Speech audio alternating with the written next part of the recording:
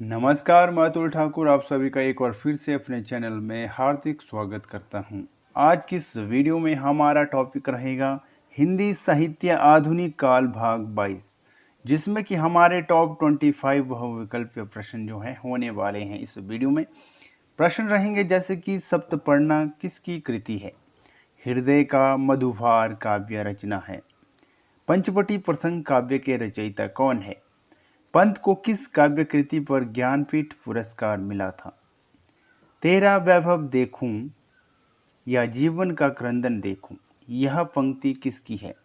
इस तरह के तमाम टॉप 25 बहुविकल्पीय प्रश्न जो है इस वीडियो में होंगे। तो चलिए शुरू करते हैं आज की इस वीडियो को, हिंदी साहित्य आधुनिक काल भाग 22। आज की इस वीडियो का पहला प्रश्न स्क्रीन पर, डैश अरविंद दर्शन से बहुत ही प्रभावित थे। कौन जो है अरविंद दर्शन से बहुत ही प्रभावित था। विकल्प है सूर्यकांत त्रिपाठी निराला, जयशंकर प्रसाद, सुमित्रा नंदन पंत या फिर महादेवी वर्मा। सही उत्तर क्या होगा। डैश अरविंद दर्शन से बहुत ही प्रभावित थे, तो इसका उत्तर होगा सुमित्रा नंदन पंत। सुमित्रा नंदन पंत अरविंद दर्शन से बहुत ही प्रभावित थे, यानी कि सी सही उत्तर होगा। अगला प्रश्न है प्रश्न नंबर 2, तेरा वैभव देखूं या जीवन का क्रंदन देखूं, यह पंक्ति है किसकी है। यह पंक्ति, तो इसका उत्तर होगा महादेवी वर्मा, यानी महादेवी वर्मा का की जो पंक्ति रहती है, तेरा वैभव देखूं या जीवन का क्रंदन देखूं, यह पंक्ति जो है महादेवी वर्मा जी की है, यानी कि सी सही उत्तर होगा। चलिए चलते हैं अगले प्रश्न की ओर, जो कि है प्रश्न नंबर 3। इसमें से कौन उत्तर छायावादी कवि नहीं है। उत्तर छायावादी कवि कौन नहीं है दिए गए विकल्प में से। विकल्प है नरेंद्र शर्मा, राम कुमार वर्मा, बच्चन या फिर अंचल। क्या होगा इसका उत्तर। कौन उत्तर छायावादी कवि नहीं है, तो इस प्रश्न का सही उत्तर होगा विकल्प नंबर बी, यानी कि राम कुमार वर्मा जो है उत्तर छायावादी कवि नहीं है। इसके अलावा नरेंद्र शर्मा, बच्चन, अंचल, ये तीनों जो है छायावादी कवि रहते हैं, उत्तर छायावादी कवि, और जो नहीं है वह है राम कुमार वर्मा, यानी कि बी सही उत्तर होगा। अगला प्रश्न है प्रश्न नंबर 4। इस करुणा कलित हृदय में अब विकल रागिनी बजती, क्यों हाहाकार स्वरों में वेदना असीम गरजती। इस पंक्तियों के रचनाकार है। कौन है इस पंक्ति के रचनाकार। विकल्प है सुमित्रा नंदन पंत, महादेवी वर्मा, जयशंकर प्रसाद या फिर सूर्यकांत त्रिपाठी निराला। क्या होगा इसका उत्तर। इस करुणा कलित हृदय में अब विकल रागिनी बजती, क्यों हाहाकार स्वरों में वेदना असीम गरजती। इस पंक्ति के रचनाकार कौन है। इस पंक्ति के रचनाकार है जयशंकर प्रसाद, सी सही उत्तर होगा। अगला प्रश्न है प्रश्न नंबर 5। निम्न में से कौन सी कृति जयशंकर प्रसाद की नहीं है। जयशंकर प्रसाद की कृति कौन सी नहीं, यानी कि जयशंकर प्रसाद की रचना कौन नहीं है दिए गए विकल्प में से। विकल्प है कानन कुसुम, दीपशिखा, झरना या फिर कामायनी। तो इस प्रश्न का सही उत्तर होगा विकल्प नंबर बी, यानी कि दीपशिखा। दीपशिखा जयशंकर प्रसाद की कृति नहीं है। इसके अलावा कानन कुसुम, झरना, कामायनी, ये सारी जो है जयशंकर प्रसाद की रचनाएं हैं। जो नहीं है वो है दीपशिखा। अगला प्रश्न है प्रश्न नंबर 6। हिंदी साहित्य में महाप्राण किस कवि के लिए प्रयुक्त होता है। वेरी इंपॉर्टेंट क्वेश्चन है। महाप्राण किस कवि के लिए प्रयुक्त होता है, तो यह होता है निराला जी के लिए, बी सही उत्तर होगा। अगला प्रश्न है प्रश्न नंबर 7। मिलन का मत नाम लो, मैं विरह में चिर हूं, यह पंक्ति किस रचनाकार की है।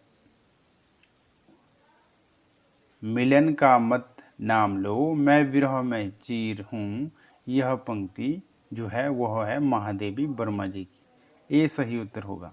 अगला प्रश्न है प्रश्न नंबर 8। मैं नीर भरी दुख की बदली, यह कथन किसका है? वेरी इंपॉर्टेंट क्वेश्चन है। विकल्प है महादेवी वर्मा, प्रसाद, पंत या फिर निराला। क्या होगा इसका उत्तर? मैं नीर भरी दुख की बदली, यह कथन जो है वह है महादेवी वर्मा जी का, यानी कि ए जो है सही उत्तर होगा। अगला प्रश्न है प्रश्न नंबर 9। छायावादी युग का प्रवर्तक किसे कहा जाता है? विकल्प है जयशंकर प्रसाद, सुमित्रा नंदन पंत, महादेवी वर्मा या फिर सूर्यकांत त्रिपाठी निराला। इस प्रश्न का सही उत्तर क्या होगा? छायावादी युग का प्रवर्तक किसे कहा जाता है? तो इसका उत्तर होगा जयशंकर प्रसाद। जयशंकर प्रसाद को छायावाद युग का प्रवर्तक कहा जाता है। अगला प्रश्न है प्रश्न नंबर 10। प्रकाशन वर्ष के अनुसार महादेवी वर्मा की निम्नलिखित रचनाओं का सही अनुक्रम है। कौन सा अनुक्रम जो है महादेवी वर्मा की रचनाओं का है? सही उत्तर बताना है। विकल्प है ए, बी, सी या फिर डी। सही उत्तर क्या होगा? महादेवी वर्मा की रचनाओं का सही अनुक्रम जो है वह है विकल्प नंबर डी, यानी कि निहार, रश्मि, निर्जा और दीपशिखा। यह जो है सही उत्तर है, डी सही उत्तर है। अगला प्रश्न है प्रश्न नंबर 11। निम्नलिखित में निराला की व्यंग्यपरक कविता कौन सी है? व्यंग्यपरक कविता कौन सी है निराला की? विकल्प है तुलसीदास, कुकुर मुक्ता, सरोज समृति या फिर तोड़ती पत्थर। वेरी इंपॉर्टेंट क्वेश्चन है। निराला की व्यंग्यपरक कविता कौन सी है?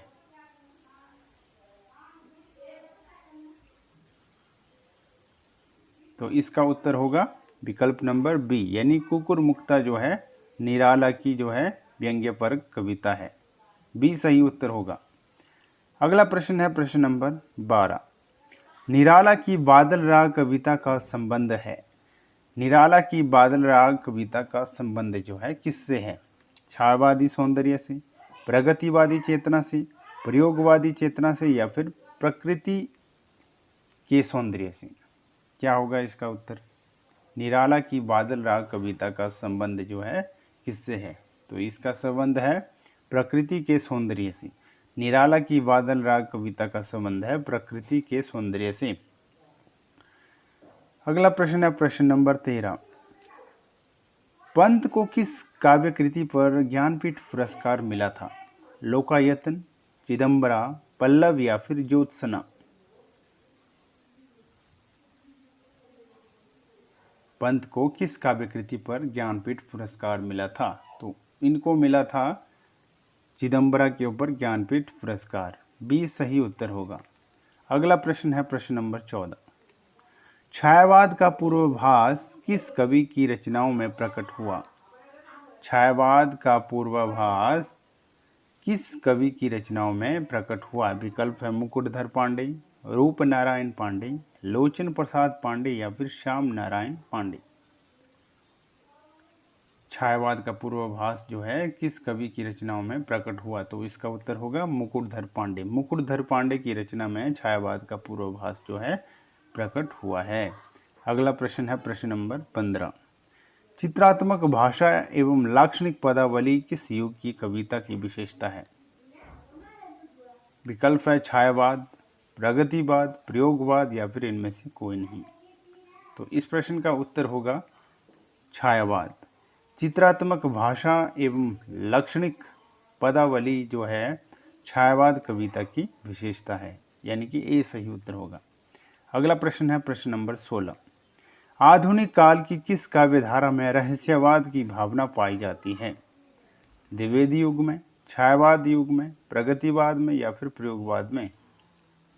आधुनिक काल की किस काव्यधारा में रहस्यवाद की भावना पाई जाती है? तो यह पाई जाती है छायावाद में। आधुनिक काल की छायावाद में जो है रहस्यवाद की भावना पाई जाती है। बी सही उत्तर होगा। अगला प्रश्न है प्रश्न नंबर 17।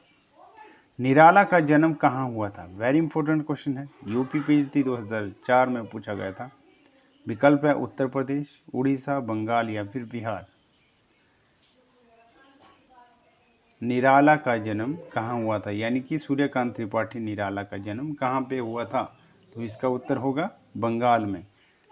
बंगाल में जो है सूर्यकांत त्रिपाठी निराला जी का जन्म हुआ था। सी सही उत्तर होगा। अगला प्रश्न है प्रश्न नंबर 18। निराला की निम्नलिखित कविताओं में से कौन लंबी कविता नहीं है? लंबी कविता कौन सी नहीं है निराला की? विकल्प है भिक्षुक, कुकुर मुक्ता, सरोज स्मृति या फिर राम की शक्ति पूजा। निराला की निम्नलिखित कविताओं में से कौन लंबी कविता नहीं है? तो इस प्रश्न का उत्तर होगा विकल्प नंबर ए, यानी कि भिक्षुक। भिक्षुक जो है निराला की लंबी कविता नहीं है। इसके अलावा कुकुर मुक्ता, सरोज स्मृति, राम की शक्ति पूजा जो है ये लंबी कविता के अंतर्गत आते हैं। बी, सी, डी, और जो लंबी कविता नहीं है वो है विकल्प नंबर ए, यानी कि भिक्षुक। ए सही उत्तर होगा। अगला प्रश्न है प्रश्न नंबर 19। हृदय का मधुभार काव्य रचना है, किसकी है? हृदय का मधुभार काव्य जो रचना, विकल्प है शुक्ल की, प्रसाद की, पंत की या फिर निराला की। हृदय का मधुभार काव्य रचना जो है वो है शुक्ल जी की, यानी कि रामचंद्र शुक्ल जी की है हृदय का मधुभार काव्य रचना। अगला प्रश्न है प्रश्न नंबर 20। पंचवटी प्रसंग काव्य के रचयिता है, कौन है पंचवटी प्रसंग काव्य के रचयिता? तो इसका उत्तर होगा निराला। सूर्यकांत त्रिपाठी निराला जो है पंचवटी प्रसंग काव्य के रचयिता है। बी सही उत्तर होगा। अगला प्रश्न है प्रश्न नंबर 21। आकाश गंगा काव्य संग्रह है, किसका है आकाश गंगा काव्य संग्रह?